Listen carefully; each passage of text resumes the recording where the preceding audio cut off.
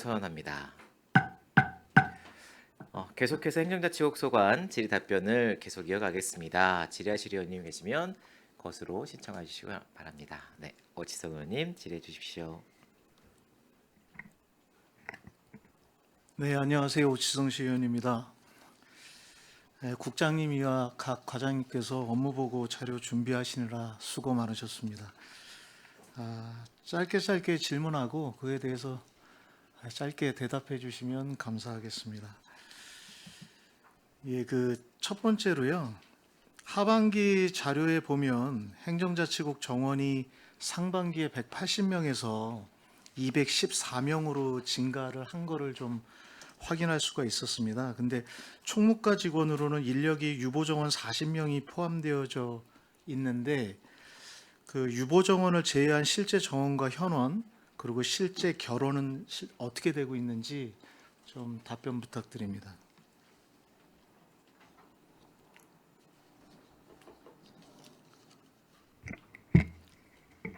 저희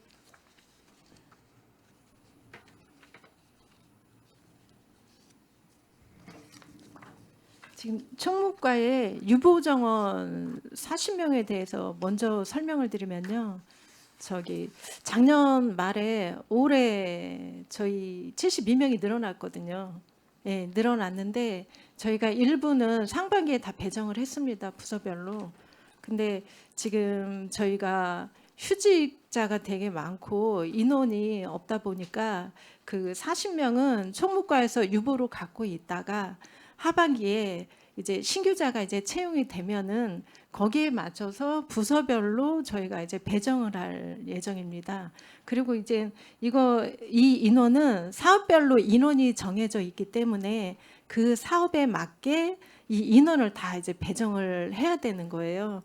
다른 사업에 이제 투입을 한다거나 이제 그러면 안 되고 요 사업에만 배정을 해야지. 그렇지 않으면 행안부에서 이 준 인력을 회수해 가게 됩니다. 그러다 보니까 이제 총무과에다가 유보정원을 40명을 좀 붙잡아 놓고 있는 상태였고, 지금 하반기에 그 규칙을 변경해서 그 사업에 맞게 부서별로 다 배정하면서 신규자를 다 배정할 예정입니다. 그럼 유보정원 40명과 관련돼서 하반기에 배치될 부서나 이런 것들은 다 정리가 좀 돼 있는 상황인가요? 네네. 작년도에 이 인원을 받을 때는 그 사업별로 몇 명씩 배정하라라고 승인이 다 받은 상태입니다. 그래서 그거는 그 사업별로 배정을 해야 되는 겁니다. 그럼 그 사업별로 어떻게 배정되어져 있는 건가요? 저희가 올해 그 72명 반영인데 국가정책 41명이고 지역 현안으로 31명이 내려왔거든요. 그러다 보니까 저희가 뭐 사업별로 뭐 통합돌봄 재난안전상황실 등등 해서 사업이 정해져 있는데 이 자료를 그럼 저희가 이따가 따로 제출해 드리도록 하겠습니다. 네, 알겠습니다. 네, 페이지 19페이지에 노사 관련된 질문을 좀 드리도록 하겠습니다. 실제 상반기에 노사 협의를 진행한 것으로 업무보고에서는 확인이 됐는데 그 노사 협의를 통해서 개선된 뭐 인사나 복무, 근무 환경 사항과 관련돼서 어떤 것들이 논의가 됐고 그 논의 과정을 통해서 어떤 것이 해결되어졌는지, 그리고 해결되지 못한 사항이 있다면 어떤 부분인지를 조금 설명을 좀 부탁드리도록 하겠습니다. 지금 저희가 노사 협의회 공무직 근로자하고 공무직 근로자 노사 협의회랑 지금 계속 협의를 하고 있는데요. 주로 임금 관련 협의가 많습니다. 그러다 보니까 이제 임금 몇 프로 올려달라, 그리고 수당 각종 뭐 수당을 좀 수당을 만들어 달라, 이런 사항들이 많이 있습니다. 근데 이제 그것들을 이제 다 저희가 이제 수용을 하거나 할 수는 없기 때문에 저희가 그거를 접점을 계속 이제 찾아가는 중입니다. 그래서 하반기에 이제 최종적으로 이제 협의를 하게 되는데, 지금은 저희가 그쪽에서 이제 요구 사항이 많이 있기 때문에 시 측이랑 그 노사 측이랑 그 접점을 계속 이제 좁혀가는 그 중간 과정이라고 보시면 되겠습니다. 그 노조 측에서 근무 환경과 관련된 부분에 있어서 제안하거나 한 내용들은 혹시 없나요? 그럼?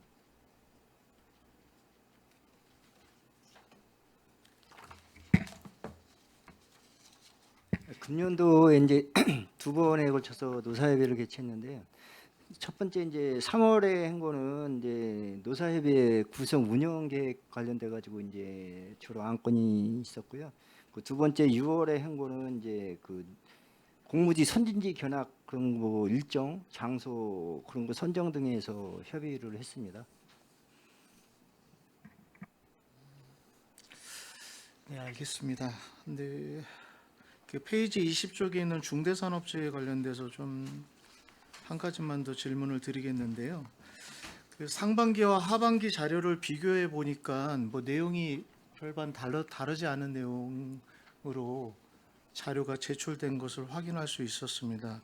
그래서 상반기 위험성 평가나 현장 점검, 지적 사항과 개선 실적이 전혀 제시되어지지 않아서 이게 뭐 실제 자료에서 누락이 된 건지 아니면 뭐 계획대로 추진되는 내용들이 없었던 건지 좀 궁금해서 좀 질의를 좀 드립니다. 저희가 중대산업재해 관련해서는 이 업무 관련해서는 저희가 이제 사전에 어떤 사고가 나지 않도록 예방 차원에서 저희가 추진하는 사업입니다. 그러다 보니까 저희 같은 경우는 잔소리를 좀 많이 하는 이제 그런 팀입니다. 그러다 보니까 1년 내내 저희가 계속 이제 교육을 시킨다라든지 뭐 건강 검진을 시킨다라든지 사전에 어떤 사고가 발생하지 않도록 그리고 지도 점검을 나간다라든지 그걸 이제 반복해서 계속 추진하는 그런 부서라고 보시면 되겠습니다. 네, 알겠습니다. 예, 자치행정협칙과 관련된 질의를 드리도록 하겠습니다.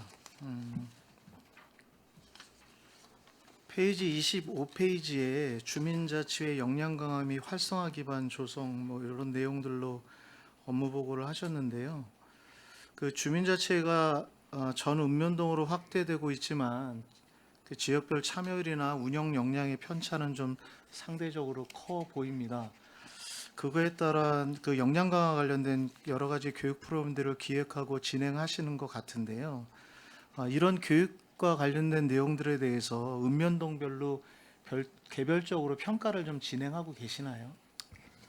사실상 그 읍면동별로 평가하는 거는 사실 이게 한 번에 다 전환되지 않았기 때문에 지금 고덕동이라든지 서탄면, 중앙동 이런 데들은 지금 이제 25년도에 전환됐고 그다음에 오송면이나 진임이나 송북동이나 비전이동 상대적으로 지금 7년 차가 되고 있는데요. 그래서 상대적으로 평가가 좀 다른 부분이 있습니다. 그래서 저희가 교육을 어떻게 하냐면은 일단 기본 교육을 기본적으로 필요한 데는 그 교육을 하고요.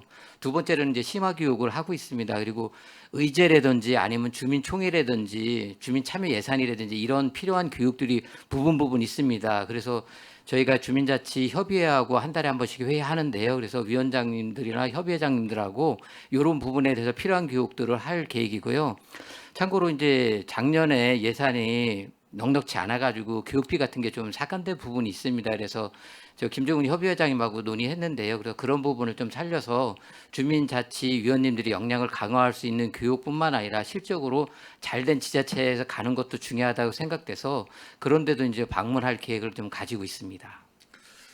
지금 교육과 관련된 진행 부분에 있어서 아까 그 과장님께서 말씀하셨던 거에 의하면 주민자치회로 전환되는 그 시기를 기준으로 해가지고 경험치가 많냐 적냐에 따라서 교육 내용과 과제들을 정하시는 것 같아요. 근데 제 느낌엔 어떤 거냐면 어쨌든 간에 각 읍면동의 개별 주민자치회가 활성화되고 자리매김을 하려고 하면 그 주민자치회의 개별적인 그 컨설팅이 저는 오히려 사전적으로 필요하다라고 보여지거든요.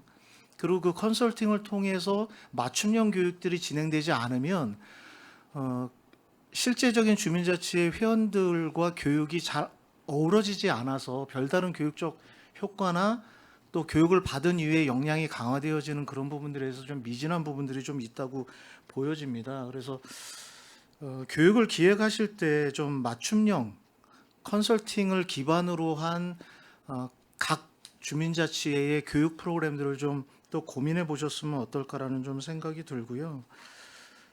그리고 그 지방에 같은 경우에는 그 특성에 맞는 주민자치회의 모델들을 좀 만들고 있는 것 같아요. 뭐 도시형이면 도시형, 뭐 농촌형이면 농촌형, 도농 복합 지역 같은 경우는 도농 복합에 맞는 주민자치회들을 모델을 좀 만들고 있는데, 실제 평택 25개 읍면동 같은 경우도 도시형과 농촌형과 도농이 지금 섞여 있는 그런 상황이거든요. 그래서 그 유형별 어쨌든 모델들을 좀 만드는 연구나 노력들이 역량 강화 측면이나 교육적인 측면에서 좀 필요하다고 생각하는데, 과장님은 어떤 입장이신지 좀 들어보고 예, 적극 싶습니다. 동의하고요. 기본적으로 이제 교육을 받으시는 분들의 그분들의 생각이 중요하다고 생각하고요. 교육을 저희가 지금 기본 교육하고 그다음에 심화 교육하고 컨설팅 교육 이렇게 진행하고 있는데요. 의견 수렴해가지고 그분들이 필요한 교육에 대해서 추가적으로 저희가 내년부터는 계획을 세워가지고 진행하도록 하겠습니다. 네, 답변 감사드립니다. 그 페이지 26페이지 주민참여 예산 운영과 관련돼서도 좀 여쭙도록 하겠습니다. 시단위 제한 사업이 243건 해가지고 56억 원 정도가 지금 배정됐다는 말씀이신 거죠? 예, 실링을 해서 지금 56억은 배정돼 있고요. 아직 사업은 심사가 끝나지 않고 분과위원회 심사가 8월 중에 진행될 예정이고요. 9월 달에 이제 전체 회의 통해고 10월 달에 이제 확정해 가지고 의회에 오면 의회에서 의원님들이 승인해 주시면 내년에 사업을 추진하는 걸로 이렇게 될 예정입니다. 근데 그 업무 보고에 보면 제한 사업 공모 기간이라고 해서 딱 네. 정해가지고 하는 이유가 있나요? 2달치를 딱 정해서 공모 제한을 받더라고요. 예, 예. 이게 이제 사실상 저희가 예산 편성하게 되면은 저희가 이제 10월 한 말경까지는 이게 다 돼야 되는데요. 이게 하게 되면 이제 한 2달 정도 접수 받고 읍면동에 같은 경우에는 좀 더 기간을 줘서 6월 달에도 좀 진행한 부분이 있습니다. 그리고 나서 주민참여예산위원회가 있는데요. 그분들이 또 외부 용역사하고 저희 부서하고 또 제안자하고 그 제안하신 내용에 대해서 서로 컨설팅도 하고 고도화도 하고 이런 부분이 있고요. 또 분과위원회하고 지원단에서 또 진행하는 부분이 있습니다. 이런 절차들이 다 하려고 그러면은 사실상 3월부터 5월까지 한 2달여 정도 저희가 접수를 받고 있다는 말씀을 드립니다. 접수를 좀 상시적으로 하는 방법에 대해서는 전혀 고려해 보지 않으셨나요? 그 부분도 가능합니다. 근데 실질적으로 이제 제한된 사업이 만약에 실적으로 이거를 기간을 두지 않는다 그런다면은 그 저희 위원회 같은 경우라든지 아니면은 컨설팅 하는 부분에 대해서 실적으로 이게 사업이 내년도로 이관되고 올해 진행될 건지에 대한 거에 대해서 민원인도 혼선이 생기고 이게 매년 반복적으로 주민 참여 예산은 이루어지기 때문에 어느 정도 상반기에 접수를 받고 하반기에는 행정 절차를 진행해 가지고 의회에 보고해야지만 실질적으로 이월되는 건의사항이라든지 이런 게 있다고 그런다 그러면은 그 건의사항에 대해서는 또 별도로 관리해야 되는 부분도 있어서 지금 현행대로는 가급적 하고 하는 게 좋을 것 같고요. 다른 지자체도 저희가 이제 이게 접수 기간을 좀 늘려다는 부분도 있고 그다음에 심의 절차도 좀 땡겨달라는 부분이 있어서 확인해 봤는데 다른 시도 저희하고 비슷한 상황입니다. 네, 알겠습니다.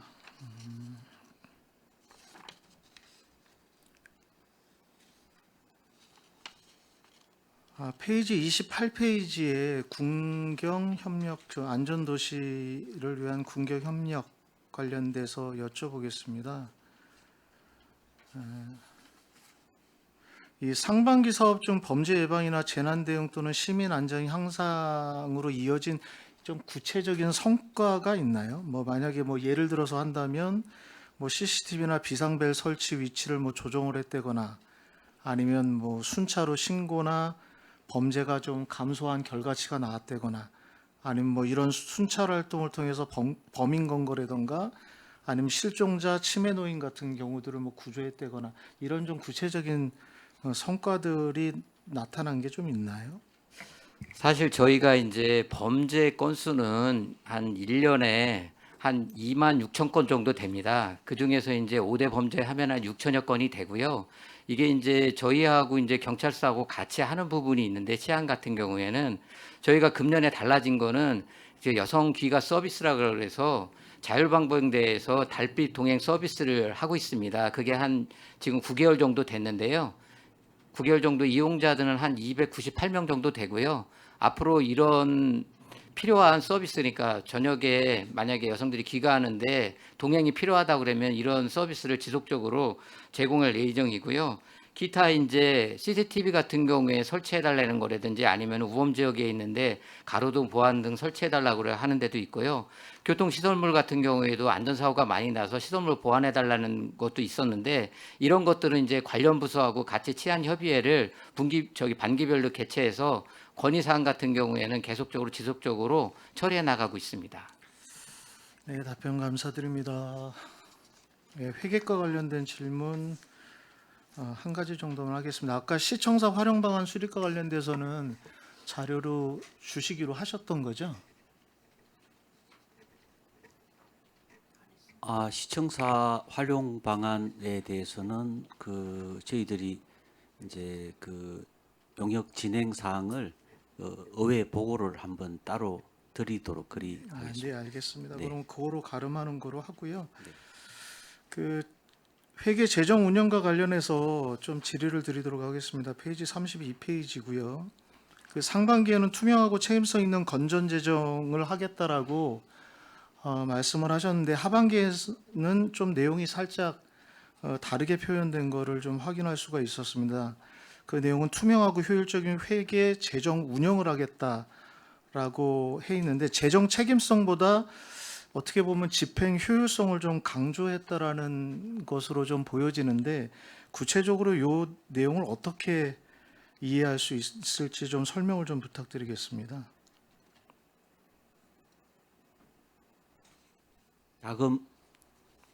자금 운용 이자 수입 확충 그 분야 네. 말씀하시는 거죠. 저희들 회계과 업무들이 일상적이고 상시적인 업무긴 한데 저희들이 상반기에 이제 한 1, 2월 달에는 저희들이 보통 이제 월 평균으로 하면 2천억 정도 지출이 됩니다. 근데 이제 1, 2월 달이나 연말에는 이제 예산이 집중적으로 지출이 돼서 한 3천억 가까이 지출되는 시기가 있어서 저희들이 평균 한 2천억에서 3천억 정도가 있지 않으면 세입이 들어오는 시기랑 지출이 나가는 시기가 불일치하는 시기가 있어서 상당히 1천억 미만으로 줄어든 시기가 있었습니다. 그래서 한 2천억에서 2,500억 정도는 저희들이 지출 여력이 좀 있어야 되겠다. 그런 의견을 지금 말씀을 좀 드렸습니다. 예. 네, 알겠습니다. 예, 또 빠르게 진행하겠습니다. 그 정보통신과 관련해서 질문 드리도록 하겠습니다.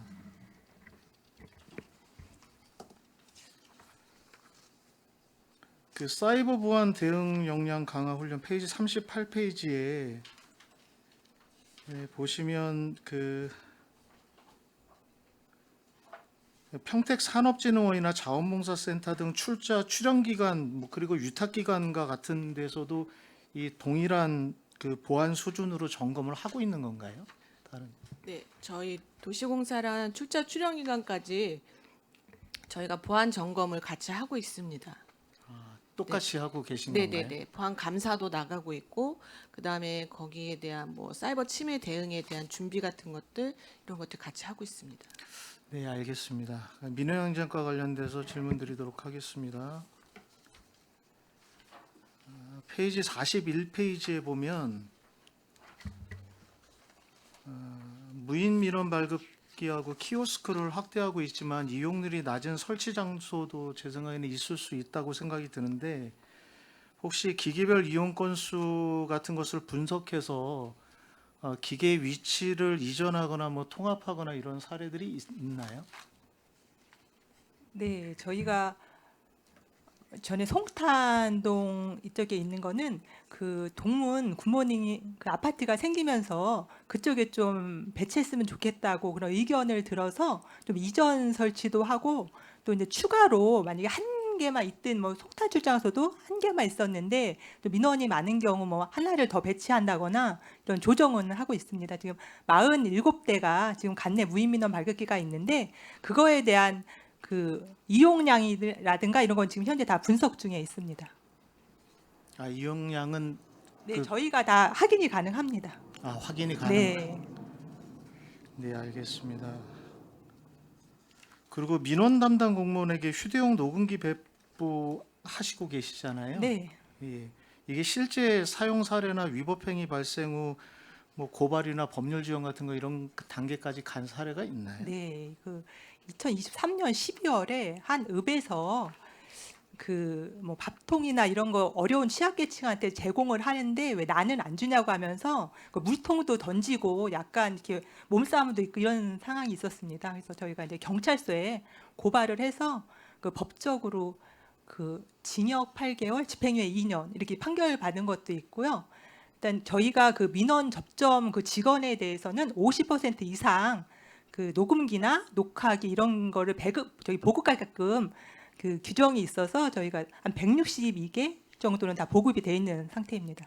이게 그러면 그 어쨌든 대응 매뉴얼과 관련된 부분들이 문건으로 정리가 돼 있나요? 네, 그 특이 민원 그 대응 방안이 지금 이제 뭐 행안부나 이런 데서도 지속적으로 나오고 있고요. 그 특이 민원에 대해서는 지금 현재 이제 공무원 개인 대응이 아닌 그 기관이 함께 대응을 해야 된다. 이런 방침이 내려와서 저희 시에서도 이제 특이 민원을 담당하는 전문가이 필요하다. 이런 생각은 갖고 있습니다. 그래서 일부 뭐 수원시나 이런 경우에도 특이 민원 전문 담당관이 접수부터 법적 그 처리까지 일괄로 처리를 하고 있습니다. 그래서 저희 시도 그런 건 필요하다고 생각해서 지금 준비 중에 있습니다. 예, 감사합니다. 답변.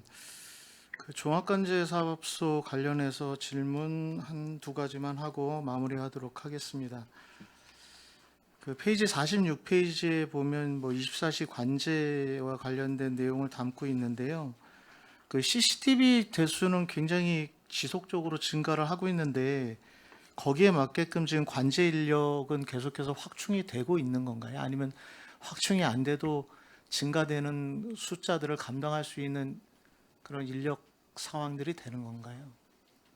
지금 증가 속도에 맞춰서 관제 인력을 이렇게 보충하거나 이런 거는 지금 못 하고 있는 상황이고요. 저희가 지금 방범 CCTV 같은 경우 새로 신규로 설치하는 거는 지능형 관제 시스템으로 설치를 하기 때문에 이제 그 관제 요원이 놓치더라도 AI가 감지를 해서 이렇게 화면에 띄워주는 그런 시스템으로 하고 있습니다. 그래서 앞으로 신규 시스템을 지능형으로 좀 더 확대를 한다면 관제 요원 숫자가 좀 부족하더라도 어느 정도 해소가 될 것으로 생각합니다. 네, 알겠습니다. 네, 저는 질문 마치도록 하겠습니다. 네, 오치성 의원님 수고하셨습니다. 추가로 더 질의하실 의원님 계십니까? 네, 이종원 의원님 질의해 주십시오. 네, 안녕하십니까. 이종원 의원입니다. 총무과 17조 조직 운영과 관련해서 좀 질의하겠습니다. 하단에 행정 수요 변화에 대응하는 효율적인 인력 운영 방안 마련으로 해서 이제 두 줄이 있는데 행안부 조직관리 기준 준수와 기준 인건비 적정 관리, 기능 강화 부분과 쇠퇴 부분 발굴 및 인력 재배치 이렇게 두 줄이 우리 조직을 운영하는 데 있어서 상당히 무게감 있게 오는 단어인 것 같아요. 그러니까 기준 인건비 같은 경우에는 그러니까 우리 시가 조직의 규모를 좀 확대해서 전문성을 더 갖고자 하는 부분에 대해서는 좀 상당히 제한이 있는 제도이지만 또 조직 내에서 또 인력을 탄력적으로 조직을 개편해서 인력을 효율성 있게 운영하는 측면에서는 좀 상당히 장점이 있는 그런 제도인 것 같아요. 근데 우리 시를 보면 우리 시 같은 경우에는 계속 성장을 하는 도시잖아요. 그렇다면 행정 조직도 그에 따라서 계속 규모라든지 여러 가지를 키워야 되는데 이 기준 인건비 제도가 우리 시에는 조금 불합리하다라고까지는 좀 하긴 그렇지만 우리 시한테는 조금은 안 맞는 제도인 것 같아요. 좀 어떻습니까? 이게 기준 인건비가 행안부에서 이제 얼마다라고 해서 이제 지정이 내려오는데요. 지금 저희가 24년도부터는 기준 인건비를 이제 넘어섰거든요. 근데 이제 그게 저희뿐만이 아니라 다른 시도 예, 추세는 지금 같습니다. 예, 같은 상태이고 더군다나 이제 저희는 이제 3년 동안 계속 이제 인원이 동결이 됐기 때문에 그리고 인원이 동결이 됐고 전문 행정적으로 이제 분야별로 전문 인력이 또 필요하다 보니까 임기제들을 좀 많이 뽑았었습니다. 그래서 한 195명 정도 되는데 그러다 보니까 이제 기준 인건비가 이제 많이 늘어난 상태예요. 근데 올해 같은 경우도 이제 72명이 늘어나고 상반기에 지금 8명이 지금 승인이 된 상태이잖아요. 앞으로는 그래도 저희 시가 더 인구가 늘어나기 때문에 그에 따라서 저희도 이제 수요를 많이 요청을 할 테고 그래도 인원이 늘어나기 때문에 인구가 늘어나기 때문에 좀 반영을 해주지 않을까 저희도 좀 기대를 하고는 있습니다. 안 해줄 것 같은데요. 네, 반영을 잘 안 해줄 것 같고 저희가 그 2023년도까지는 기준 인건비 내에서 그 효율적으로 운영을 해서 저희가 인센티브도 받기도 했는데 네, 맞습니다. 2024년도부터는 기준 인건비를 초과했는데 거의 경기도의 대부분의 지자체가 기준 인건비를 초과한 상태잖아요. 네, 네, 맞습니다. 그렇기 때문에 저희가 너무 거기에 얽매일 필요는 없을 것 같다. 지금처럼 조금 더 우리 시가 필요하면 조금 더 탄력성 있게 좀 인력을 운영했으면 좋겠다라는 말씀을 좀 드리고 싶습니다. 지금 저희가 그 보통교부세 페널티 있어요? 저희가 24년도께 26년도에 반영이 되거든요. 그래서 이제 차차년도에 반영이 됨으로 인해서 26년도 올해 반영이 되는데 그 초과 허용액이라고 행안부에서 뭐 예를 들어서 뭐 공무직 퇴직금 결산액, 뭐 실무수습 인건비 결산액 등 해가지고 그런 항목들을 반영을 해서 그 초과 허용액 일정 금액이 있습니다. 근데 올해 같은 경우는 저희가 페널티를 받는 금액으로 저희가 이제 예상을 하고 있었는데 결혼 대체 인력이라고 한다면은 뭐 잠깐 뭐 금액만 얘기해 주시면. 금액이요. 네. 저희는 올해는 그 초과 허용액이 늘어나기 때문에 없습니다. 없어요. 네, 완화돼서 없습니다. 저희가 그 행안부로부터 통보받은 기준 인건비는 얼마인가요? 저희가 2026년도에는 2,241억 3,800만 원입니다. 그러면 집행액은 얼마죠? 26년도 거는 아직 그러면 2025년을 기준으로 25년도 같은 경우는 2,055억 5,100만 원이었는데 저희가 2,020억 148만 원 1,480만 원을 써서 107.1%를 저희가 집행액이 썼습니다. 얼마라고요? 2025년도에 2,200억. 2,200억. 네. 2,200억입니다. 그래서 저희가 145억이 초과가 됐습니다. 저희가 매년 뭐 연금보험 그리고 여러 가지 요건에 따라서 매년 증가율이 한 100억 이상이었는데 더 커졌네요. 그 매년 증가율이 한 150억 이상 되네요. 매년 기준 인건비가 증가하는 부분이 거의 한 200억 가까이 되는 것 같습니다. 저희가 집행행 금액 말씀하시는 건가요? 그러니까 2025년도에 2,055억 정도였는데 2026년에는 2,241억이잖아요. 네네, 맞습니다. 네네.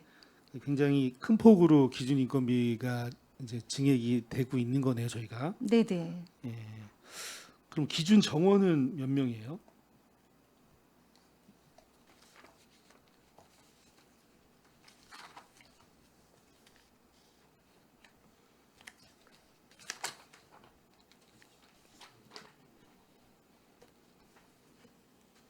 정원은 늘어나지 않고 작년 같은 경우도 2,369명에서요. 금년도 이제 2,441명입니다.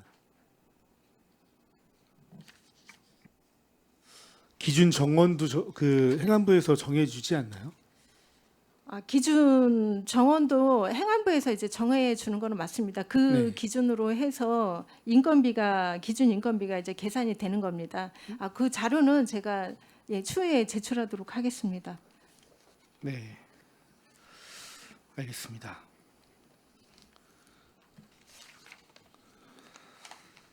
그 매년 인건비가 상승하잖아요. 그래서 아까 말씀드린 것처럼 150억에서 200억 사이가 계속 증액이 되는데 기준 인건비에 너무 묶이지 않았으면 좋겠고 그냥 탄력적으로 잘 운영하셨으면 좋겠어요.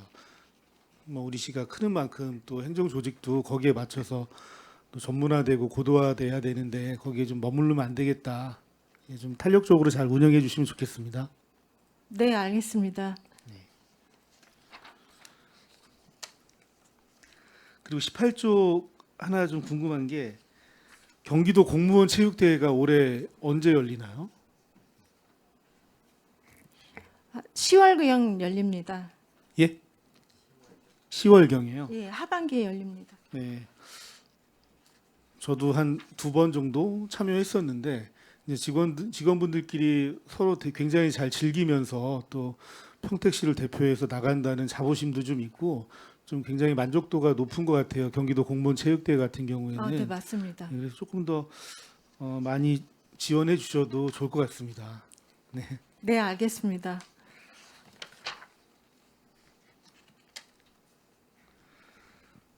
그리고 자치행정 협치과 22쪽에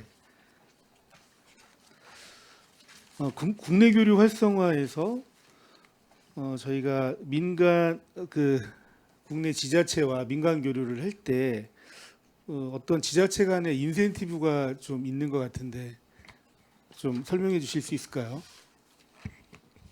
지자체 간 인센티브는 실질적으로 이제 저희가 5개 시군을 대상으로 해서 자매결연을 맺었고요. 2019년부터 그쪽에 시설에 있는 문화시설을 이용할 때 예를 들어서 신안군의 분재정원 같은 경우에는 입장료를 100% 신안군의 주민과 동일하게 해서 면제를 받는 부분이 있습니다. 그리고 다른 데도 지금 시에서 운영하는 문화시설에 대해서는 5개 지자체에 대해서는 모두 다 그대로 그 지역의 주민하고 똑같이 적용해서 지금 받고 있습니다.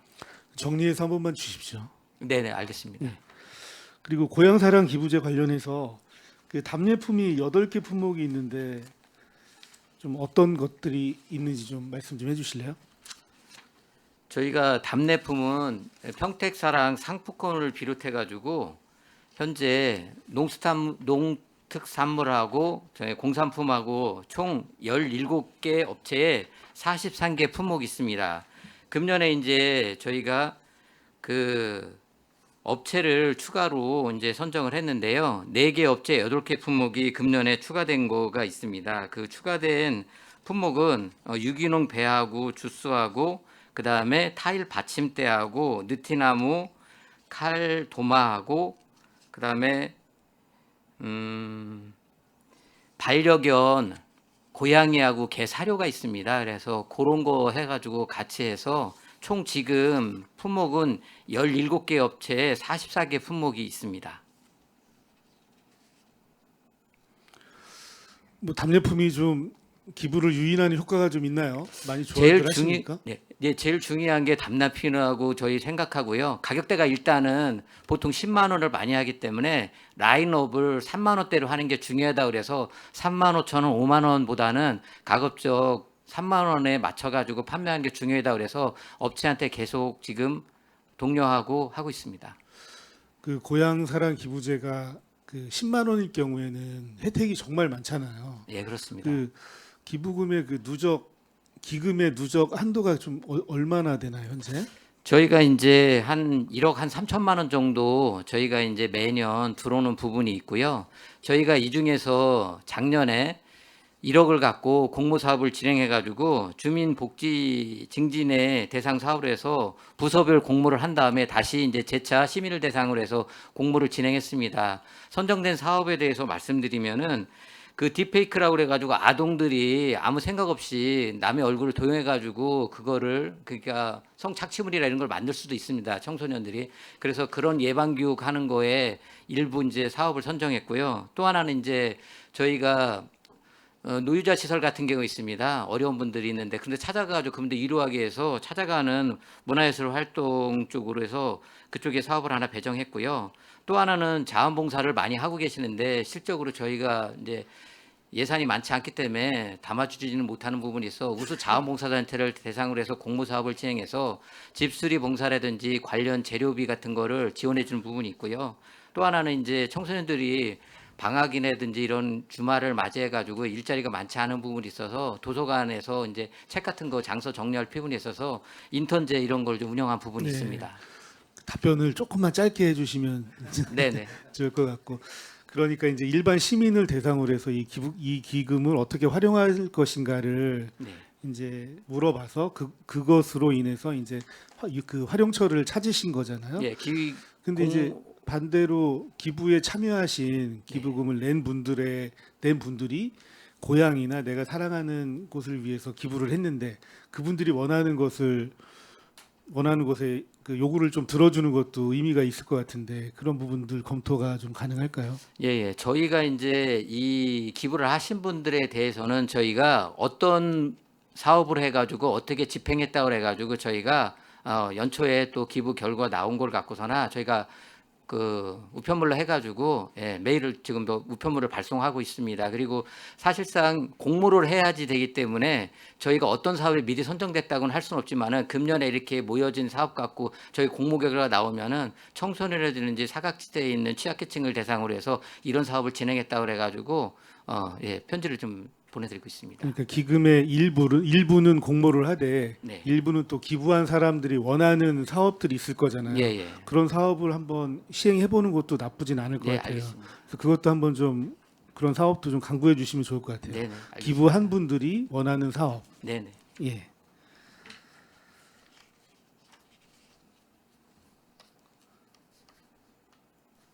지금 우리 시의 생활 인구는 몇 명 정도라고 추정하시나요? 생활인구는 저희가 인구는 한 67만 명 되는데요. 전체적으로는 그 핸드폰 이렇게 위치 시스템 이런 거를 확인해 보면은 한 85만 명 정도 생활인구가 있다고 보여집니다. 그럼 20여만 명 정도의 생활 인구가 있다. 예, 85만 명이라고 지금 예측하고 있습니다. 그러니까 18만 명 정도 되는 거네요. 홍보는 어떤 식으로 하고 계십니까? 저희가 아까 저희가 말씀드렸듯이 기본적으로 저희가 이제 산업체에 근무하시는 분들이 저희 주소를 두지 않은 분들이 많이 있습니다. 그래서 상공회의 통해서 이제 홍보하고요. 읍면동에 이제 팜플렛을 기본적으로 저희가 이거 배부를 하고 있습니다, 매년. 그리고 저희 이제 자매결연한 도시를 대상으로 해가지고 저희가 행정교류를 하는데요.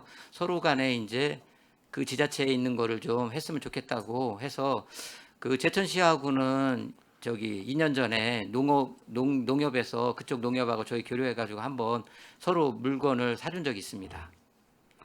매년 1억 3천 정도 기금이 조성된다고 하신 것 같은데 네. 그러니까 목표하는 금액은 얼마인가요, 매년? 저희가 일단은 1억 3천만 원 정도 되면 경기도 31구의 시군에 한 중간 정도 하고 있는데요. 저희가 이제 이 계속적으로 지속적으로 홍보하는 게 중요하다고 생각하고 있어서 홍보를 좀 다양화하는 게 첫 번째로 중요하다고 생각하고요. 두 번째로는 유인 효과가 있어야 될 것 같습니다. 무슨 얘기냐면은 그 농수산물 같은 경우에 좀 목표 더 금액만 좀 말씀해 한 주시죠. 1억 5천 정도는 저희가 해야 되지 않을까 이렇게 생각하고 있습니다. 알겠습니다. 그리고 31조 회계과 31조 그 시청사 활용 방안 수립에서 가장 중요한 것은 이제 신청사가 들어오면서 이제 기존에 있는 시청사의 조직이 그 공백 없이 잘 이전하는 게 제일 중요할 것 같아요. 이제 신청사가 마련이 되면 이제 기존에 그 기존 청사에 있었던 조직이 넘어갈 텐데 전부 다 가나요? 아니면 일부는 남아 있나요? 그거는 이제 그 조직을 담당하는 총무과랑 같이 협의 중인데요. 그 저희들이 이제 본청이라고 하는 지금 시청에 있는 본청이라고 하는 국들은 아마 가야 될 것 같고, 그리고 이제 또 아마 건축과에서도 알다시피 그 사업소로 가는 데는 또 본청에는 못 들어가는 부서들이 있어서, 그래서 사업소들은 그 최대한 이쪽으로 오는 걸로 지금 그리 용역을 진행은 하고 있습니다. 그러면 신청사의 모든 준비가 다 돼야 기존 청사의 조직이 넘어갈 거고, 넘어간 후에 기존 청사를 개보수하고 리모델링해서 새로운 조직이 들어와야 될 텐데 그 사이에 기존에 있었던 조직이 있다면 이 조직은 어디 가서 업무를 보나요?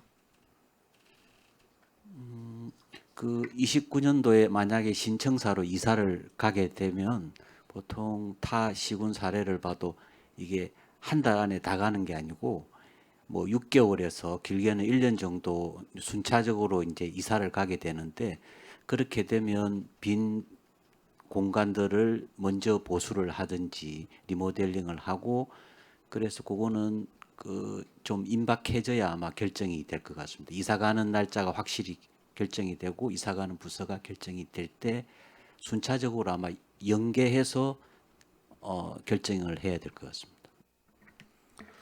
뭐 저희 개인이 이사를 가더라도 좀 상당히 번거롭고 정리가 잘 안 되고 어수선한데 정말 큰 조직이 이동하는 거라 그 공백이 있을 수밖에 없을 것 같거든요. 그걸 좀 최소화할 수 있도록 그 제가 말씀드린 것처럼 그 공간의 활용이 좀 지금 과장님께서 말씀하신 것처럼 굉장히 중요해 보여요.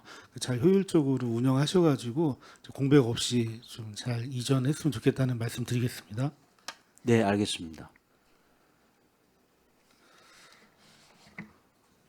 그리고 기존 청사를 개보수할 때 그 500억 미만으로 해서 리맥을 안 받으려면 그냥 제가 그냥 어림잡아서 봐도 200억 이상은 들 것 같거든요.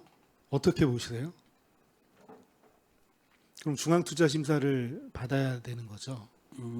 나중에 이제 하반기에 저희들 행정사무감사 기간을 전후로 해서 기획행정위원회나 또 이제 지역구 의원님들에게 그 용역사하고 같이 가서 저희들이 의견을 이제 청취를 할 그럴 계획인데, 그 지금 말씀드리면 크게 두 가지인 것 같습니다. 이사를 가면 시청 주변이 사람이 일거에 빠지니까 그 이게 공동화되지 않도록 최대한 많은 인원이 여기 남을 수 있도록 해달라라는 요구 하나랑, 또 시청이 빠지게 되면 아무래도 거기가 좀 이전보다는 활기를 잃게 되니까 거기에 시청사 전체를 종합적으로 개발해 달라는, 어떻게 보면 이제 좀 서로 상충하는 요구가 있는데, 그래서 지금 진행하는 용역은 1단계 그 최대한 많은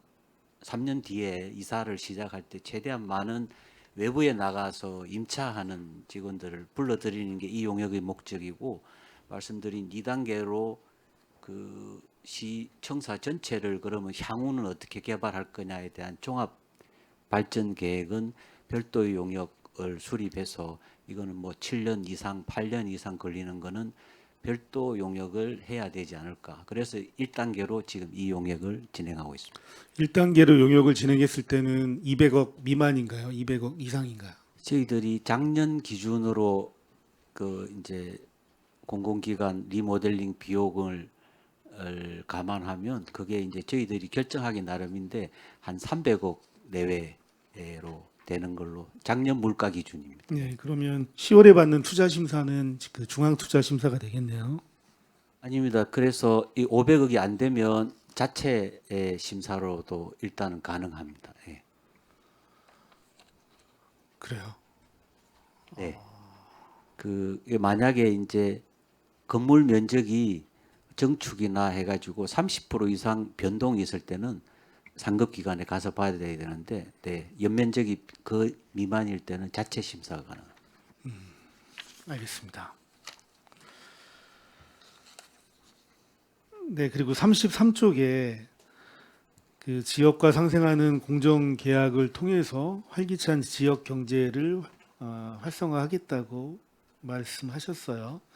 그 수의 계약 중에 관내 업체 참여율이 그 75.8%면 좀 상당히 괜찮은 것 같아요. 좀 어떻습니까? 네, 오전에 다른 의원님께서 질의하셨듯이 그때 답변 드린 것처럼 공사는 모든 업체가 평택에 다 면허 가진 업체들이 있습니다. 그래서 95% 정도 되고 용역하고 물품은 평택에서 생산하지 않는 뭐 정밀 기계라든지 부품이라든지 그런 것 때문에 용역하고 물품 쪽은 아직 그 60에서 70% 정도에 머무르고 있습니다. 그럼 용역이나 물품을 수행할 수 있는 업체가 좀 적다라고 보는 거죠. 네, 네, 그렇습니다. 아직까지는 그렇습니다.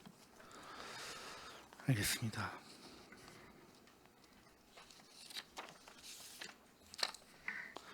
그 정보통신과는 36쪽에 홈페이지 장애인 모니터링 사업을 진행한다고 하셨습니다. 그게 예, 지자체 홈페이지에 장애인이나 노령자분이 직접 홈페이지를 이용하면서 불편한 부분들을 이제 건의를 해서 개선하는 이런 구조의 사업인가요? 네네. 예, 경기도에서 이제 그 지역 각 시군하고 같이 해서 장애인을 이렇게 모집을 해서 그 각 홈페이지에 장애인이 사용하기 불편한 사항들을 계속 모니터링을 해서 그 불편한 컨텐츠라든지 링크라든지 이런 불편 사항을 저희 이제 모니터링해서 저희 과에 제출을 해주면 저희가 그거를 토대로 해서 개선 사업을 계속 개선해가고 있는 내용입니다. 아, 이게 우리 시의 장애인이나 그 노령자가 참여하는 게 아니라 경기도에서 장애인이나 고령자에 해당하는 분들이 모여서 각 시군구의 홈페이지를 네네네. 이용해 보면서 거기에서 나온 불편함을 개선해 주는 사업인가요? 네네. 사업비는 그러면 사업비는 1,600만 원이고요. 지금 경기도에서는 16개 시군이 참가하고 있습니다. 네. 우리 시 홈페이지는 좀 어떤 문제가 있다고 얘기가 좀 나오고 있나? 이게 이번 연도만 시행하는 사업은 아닐 거잖아요. 이번에 처음으로 저희 시군은 그래요? 이번에 처음으로 좀 장애인들 불편 사항을 개선해 보고자 이번 연도부터 시작을 한 사업이고요. 저희가 뭐 링크라든지 또는 뭐 화면 크기라든지 이런 불편 사항들 접수를 해서 개선을 하고 있습니다. 네, 좀 많은 도움이 되는 것 같습니까, 이 사업이? 네, 도움이 되는 것 같습니다. 저희가 발견하지 못한 사항들이 내용이 좀 나오고 있습니다. 네, 알겠습니다. 정보통신과는 39쪽에 그 통신환경 안정성 개선을 위해서 인터넷 전화기를 교체한다고 했는데 제가 인터넷 전화기를 교체해서 통신환경이 좀 안정화된다는 게 좀 이해가 안 돼서 한번 설명 좀 부탁드릴게요. 저희가 일단은 지금 현재 저희 시는 전부 다 인터넷 전화를 쓰고 있습니다. 아날로그 전화기는 비상시에 쓸 수 있게끔 하고 있고 인터넷 전화가 아무래도 네트워크를 사용하다 보니 보안상 취약한 점이 있습니다. 그래서 기존에 이제 인터넷 전화기 오래된 것들은 보안 취약점이 계속 나와서 그거를 계속 교체를 해가면서 지금 업그레이드를 해야 되는 상황이어서 그런 것들을 점검하고 있다는 얘기. 인터넷 전화기여도 아날로그가 아니고 인터넷 전화기여도 그 오래된 것은 이런 통신 환경에 좀 문제가 있다. 네네, 네트워크 취약점 같은 것들이 나옵니다. 왜냐하면 계속 이게 도청이나 뭐 네트워크에 대한 침해 등이 있을 수 있기 때문에 보안을 계속 해야 되는 사항이 있습니다. 그러면 전수조사에서 교체했을 때는 비용이 얼마나 드나요? 저희가 지금 교체 대상이 잠시만요.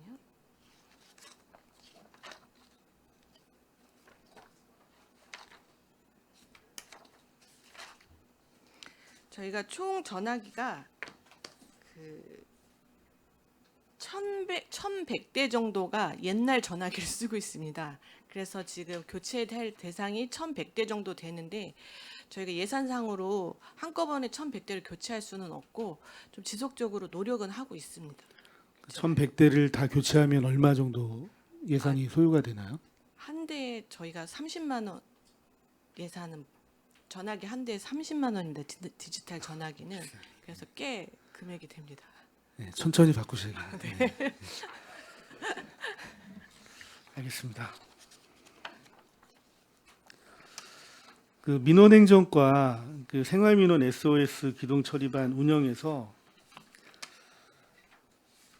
사업이 좀 그래도 잘 되고 있나 봐요. 그 말씀하시는 거 보니까 내년도에 공무직 한 명을 더 채용하고 차량도 한 대 더 구매를 한다고 하면 현장에서 뛸 수 있는 인력이 8명이 되는 거네요. 네, 이제 2인 1조로 작업을 해야 되기 때문에 지금은 이제 남부, 북부, 서부에서 2인 1조로 3개조 운영하고 한 명은 좀 긴급 사항 발생이나 휴가 가거나 이럴 때 이제 대체 인력으로 쓰고 있는데 일단 이제 만약에 그 한 명이 더 되면 4개조로 운영을 할 수 있게 됩니다. 지금 차량이 3개이기 때문에 또 이제 그 한 대가 더 늘어나야 되는 상황입니다.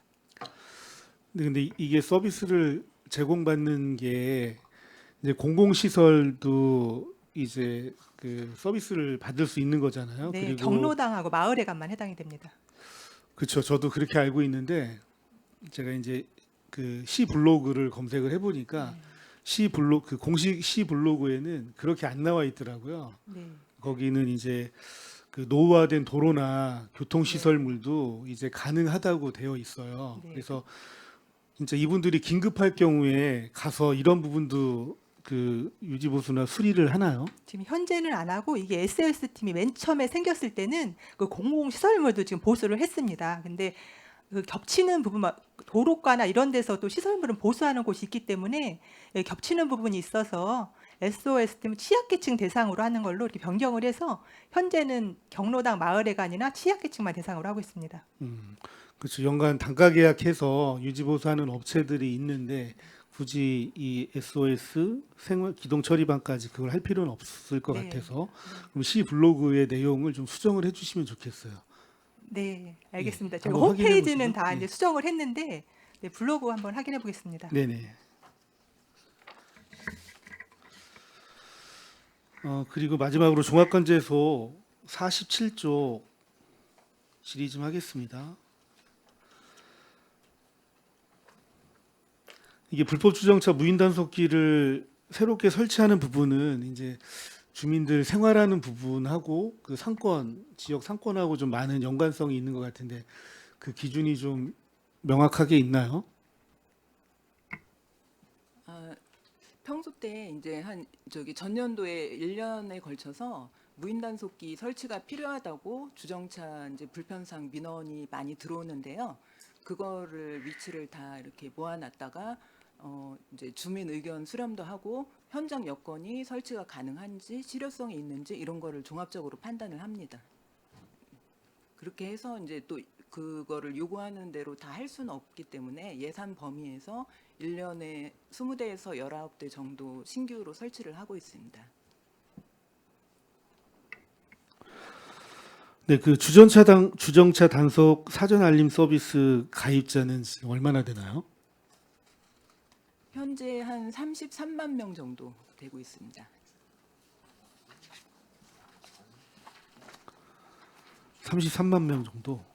예. 근데 그게 이제 저희 평택 시민뿐만 아니라 평택 지역의 단속을 이렇게 위한 거기 때문에 타시에 거주하시는 분들도 이제 신청을 하시기 때문에 이제 생활 인구 뭐 그런 분들이 하신다고 보시면 될 것 같습니다. 최근에 이 그 사전 알림 서비스 홍보하는 것을 제가 좀 못 본 것 같은데 최근에는 홍보가 좀 안 되고 있나요? 저희가 그래서 지속적으로 이렇게 홍보를 뭐 해야 되는데 앞으로 조금 더 신경 쓰겠습니다. 그리고 이제 민원 분들이 단속돼서 이제 전화 오거나 민원 제기하셨을 때도 이제 이거를 많이 안내를 해드리고 있습니다. 네. 저도 아직 못 갈았어요. 근데 한번 좀 홍보를 조금은 정례화해도 될 것 같고 네. 그리고 또 하나 말씀드리고 싶은 거는 저희 지역에도 주차장이 좀 폐쇄가 된 곳이 굉장히 많아요. 한 세 곳 공용 주차장 세 곳이 이제 폐쇄가 되면서 이제 새롭게 공사를 하고 있는데 그 주차장을 이용하지 못하는 기간 동안 그 주정차 유예를 일시적으로 허용을 해주잖아요. 예, 그랬을 때 그 주정차를 유예하는 기간과 폐쇄하는 기간이 좀 명확하게 떨어져서 추후에 뭐 주정차 구역이 폐쇄가 돼서 이용을 하는데 과태료가 부과가 되든지 이런 일 없도록 조금 더 그 읍면동과 종합관제소와 잘 상의해가지고 그 기간을 좀 명확하게 해서 주민 불편함이 없도록 좀 해주시면 좋겠다는 말씀드리겠습니다. 저희가 한 세 군데나 되는데 좀 굉장히 다 큰 곳이어가지고 좀 그런 우려들이 좀 있거든요. 알겠습니다. 예, 감사합니다. 이상 마치겠습니다. 네, 이종원 의원님 수고하셨습니다. 최두성 의원님 추가 질의해 주십시오. 예. 궁금한 게 있어서 우리 저기 종합관제 사업소장님한테 여쭙니다. 그 저기 주차 알림 서비스 있지 않습니까? 1인이 몇 대까지 가능한가요? 대수가 한정돼 있지는 않고요. 차량 번호로 해서 하는 거기 때문에요. 그렇죠. 신청은 차량별로 가능합니다. 네, 알겠습니다. 저도 2대를 해가지고 몇 대까지 궁금해가지고 여쭙습니다. 감사합니다. 수고하셨습니다. 최두성 의원님. 의원님들 질의하시는 것 중에 좀 빠진 것 그리고 알고 계시면 좋을 만한 것들 몇 가지만. 스마트 도시 통합센터 이전 계획이 있으신가요? 지금 단기적으로 바로 이전을 하는 건 아니고 장기적으로 지금 그게 이제 스마트 도시과에서 검토를 하고 있는데요. 장기적으로는 이전할 계획을 갖고 있습니다. 서버 용량이나 이런 것 때문에 그런 건가요? 서버 용량 문제도 있고 지금 현재 자리도 이제 협소한 부분도 있고 해서 위치도 뭐 나중에 좀 중심 쪽으로 옮기던가 이런 식으로 좀 종합적으로 스마트 검토를 하고 도시과 있습니다. 쪽에 다시 여쭤봐야겠네요. 그리고 국장님, 요거는 그 조직 개편 뭐 준비하고 계시잖아요. 근데 좀 이해가 안 가는 것들 몇 가지만 좀 말씀드리면 어제도 청년정책과의 인구팀 들어가 있는 거랑 수소팀에서 공동체 사업하고 계시는 거랑요. 어제 이학섭 의원님 말씀 주셨던 포승 지역의 고려인 분들 좀 전담할 수 있는 팀이 됐던 인원이 배치가 됐던 좀 지정을 해주십사라는 말씀이 좀 있으셨어요.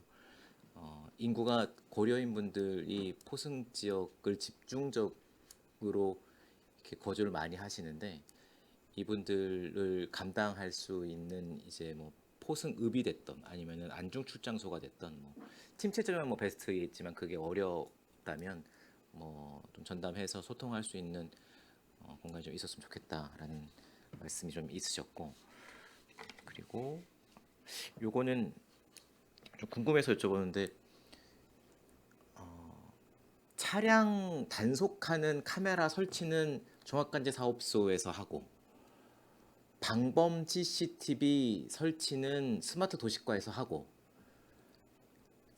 그 방범 TV와 차량 단속 카메라의 이 보면서 이제 단속하는 거는 종합관제 사업소에서 하고 이게 왜 설치가 이게 왜 분리돼 있죠? 설치 부서가. 그러니까는 관리를 하시는 곳에서 계속 모니터링을 하시는 곳에서 여기가 사각지대니까 여기가 설치가 더 있어야겠다라는 것들을 더 잘 효과적으로 아실 텐데 이거를 설치는 스마트 도시과에서 해주고 계시고 설치가 되면 이관 받아서 모니터링만 이제 종합관제 사업소에서 해주셔서 요 효율성을 좀 따져보면 어떨까 싶은 생각이 있어요. 뭐 스마트 도시과에도 여쭤보긴 할 건데 좀 이따가. 현재 이제 그 문제가 이제 지속적으로 이제 말씀이 있어가지고요. 이번 이제 조직 개편 할 때 그 내역도 이제 조직에서 지금 이제 진단을 해봐야 돼요. 이건 팀이나 부서 관련돼서 어디 부서에서 좀 맡아서 하는 게 좀 좋지 않겠냐는 의견이 지금 분분해서 그 종합적으로 좀 검토를 하고 있기 때문에 조만간에 좀 결과가 나올 것 같습니다. 별도로 보고는 드리겠습니다. 결과 나면. 알겠습니다. 그리고 아까 저희 의원님들 식사하시면서 그 민원행정과장님 우리 서류 떼는 거 있잖아요, 기계. 지문 좀 잘 어떻게 안 됩니까? 뭐 저도 한번 말씀드리긴 했는데 요즘 핸드폰에도 이렇게 지문 대기만 하면은 자동으로 이렇게 송금도 다 되고 이러는데 그게 뭐 나오는 기기가 능력치가 안 돼서 개발이 안 돼서 그렇다라고 하면 저희가 뭐 아쉬운 마음에 그럴 수 있는데 분명히 더 발전된 기계가 있을 거로 생각을 하거든요. 한번 확인해봐 주시고. 한번 저희도 계속 그런 얘기가 나와서 네. 이제 행안부 이쪽에도 건의를 하는데 사실 기기적인 오류보다는 지문에 대한 문제라는 얘기가 많습니다. 그렇죠. 그러니까 네. 지문이 안 되니까 이제 네, 더, 그래서 네. 일단은 저희가 그래도 이제 좀 이런 제 거에 대한 지문 탓을 할 수는 없으니. 네, 그래서 저희가 계속 이제 건의한 결과 이제는 그 지문뿐이 아니라 네. 그 모바일 신분증으로 인증받는 방법도 있다. 그거를 계속 얘기하고 있고 그쪽에서도 네. 일단 만약에 그럴 경우에 신분증을 재발급을 받아서 지문을 재인증하는 방법이 있습니다. 그래서 그런 방법으로 좀 안내를 하라. 이렇게 답변을 받고 있습니다. 그래서 그렇게 해서 신분증을 만들 때는 그 무료입니다. 그렇기 때문에 그렇게 많이 안 될 경우에는 지문이 안 되니까 다시 신분증을 재발급해서 지문 등록을 하는 방법이 아니, 저도 있습니다. 지문을 다시 등록했는데요. 그래도 안 되더라고요. 그래서 아니 기술이 많이 발전했으니까 뭐 모바일로도 이렇게 뭐 인증되고 이런 것들이 많으니까 그런 것들 기술이 좀 발전된 것이 있으면 안내도 좀 해주시고 주민분들한테 해주시면 좋겠어서 알겠습니다. 답답한 마음에 좀 말씀드렸습니다. 더 질의하실 의원님 계십니까? 네, 더 이상 질의하실 의원님이 안 계심으로 행정자치국 소관 2026년 하반기 주요 업무 보고에 대한 질의 종결을 선언합니다.